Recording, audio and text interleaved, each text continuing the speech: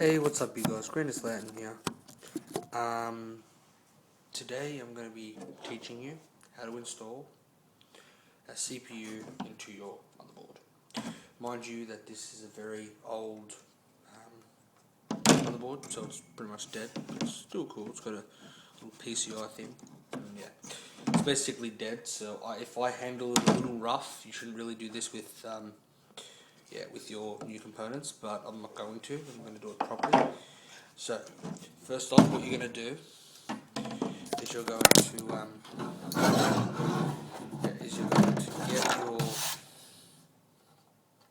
get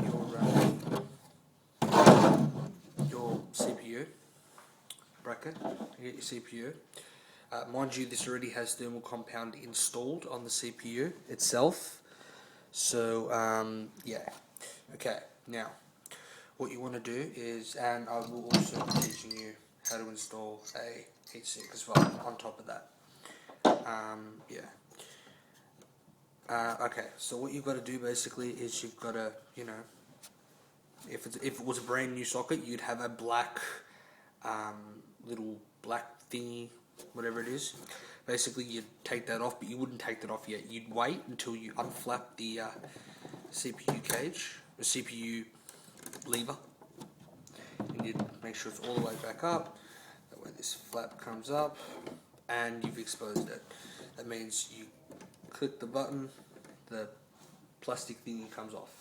You grab your CPU and you would align the triangle, if you guys can see that triangle there, my finger is, that triangle, you would align that triangle with the existing triangle on the CPU socket.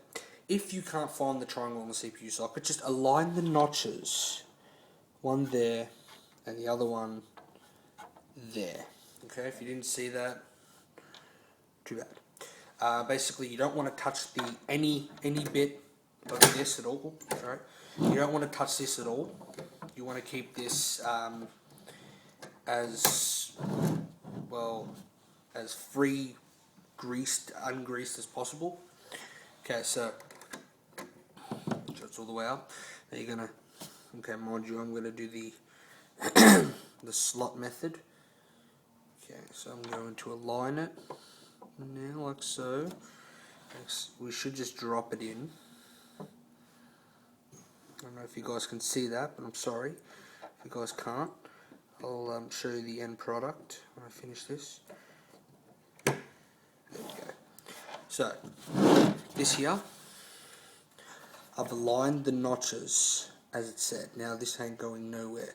Mind you, you don't really want to give it any form of resistance or anything like that at all. You don't want to move it at all. So now what you do is you're going to close the flap, okay, and you're going to hold it down a little bit, and you might get a bit of pressure. It's okay, because this is just basically the CPU saying, okay, I'm installed, yay. Okay, now what I'm going to do is I'm going to teach you how to install the cooler. Okay, so once that is done, step 2 is to install the cooler. Alright, so what you want to do is you want to align this. You want to align these little holes with this. Now what you want to do with this is you want to make sure that all these black pins are not emerging. Because if the black pins are emerging, it's going to cause problems and you'll probably burn your house down. No, just kidding. But, yeah. So basically what you're going to do is you're going to push it in like so. Now, what I like to do personally, some people install the cooler when it's already in the computer, but I find that's really stupid because you don't really, some cases don't actually have a CPU cutout, so it's pretty pointless. Others do it this way. Okay, so now what you want to do is you want to just get the CPU.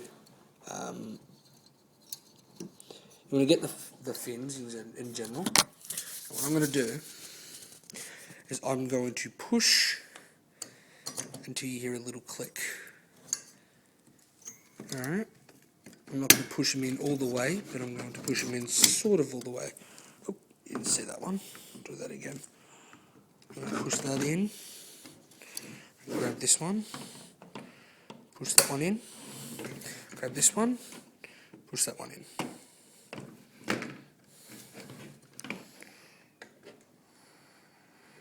Okay.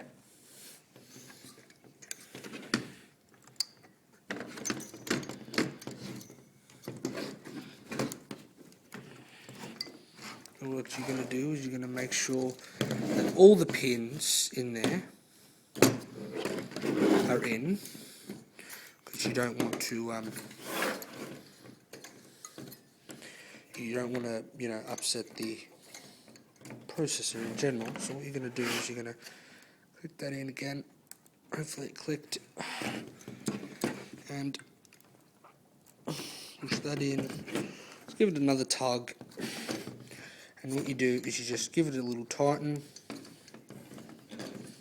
Sometimes some of them need tightening, sometimes others don't. Okay, and you've successfully installed your CPU cooler. Next thing you're going to have to do is plug your CPU into your CPU fan header.